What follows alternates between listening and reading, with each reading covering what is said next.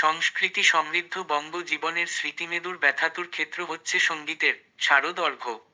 The gramophone company of India HMV, সংযুক্তির আগের Columbia, Hindustan records প্রমুখ কর্তৃপক্ষ পুজোর রেকর্ড হওয়া নতুন গানগুলির লিরিক্স সহ বই প্রকাশ করতেন।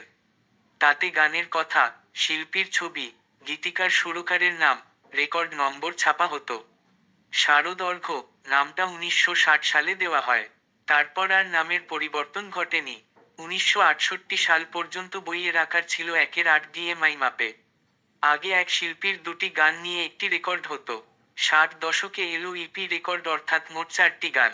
শিল্পীর 4টি গানে শারদর্ঘ্যের পাতাও বাড়ল। জনপ্রিয়তার নিরিখে নামী শিল্পীরা 4টি গানের সুযোগ পেতেন। 1969 থেকে শারদর্ঘ্য A4 ল্যান্ডস্কেপ ফরম্যাটে ছাপা শুরু হয়। 1979-তে আবার A4 পোর্ট্রেট আকার নেয়। প্রায় সব সময়ই প্রচ্ছদে মা দুর্গার ছবি প্রাধান্য পেত। কোন ক্ষেত্রে ঢাক বাদ্যরত ঢাকিদের ছবি, কখনো পূজা উপাচারের আনুষঙ্গিকতা সহ সপরিবারে পার্বতীর ছবি। প্রচ্ছদই রঙিন ছাপা হতো, ভেতরে শিল্পীদের ছবি সাধারণত একটা হালকা রঙে।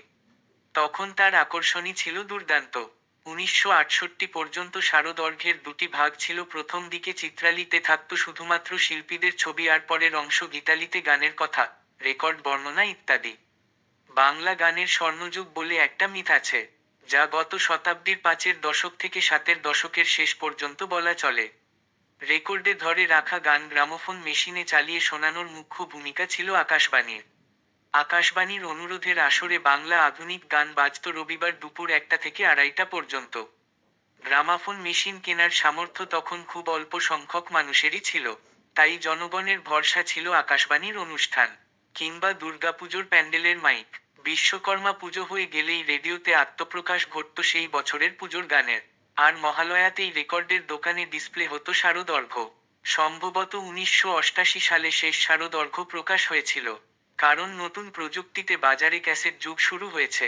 একটা ক্যাসেটে 10 থেকে 12টা গান, তা থেকে হাজার হাজার জাল ক্যাসেট।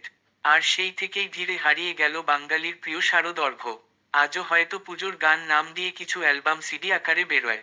সারা বছর শয়ে শয়ে নতুন গান শ্রাবণের ধারার মতো ঝরে পড়ে। বিক্রিও হয়, ইউটিউবে আপলোড করা হয়, শ্রোতারা শুনে লাইক দেন। তারপর স্মৃতি থেকে কোথায় যে তারা হারিয়ে যায়, কে জানে। কিন্তু প্রবীণদের মনে সেই শারদর্ঘ্য এর স্মৃতি আজও জল জল করে। তাই স্মৃতিটুকু থাক। সকলকে জানাই শারদীয়ার সুন্দর এবং বর্ণময় শুভেচ্ছা।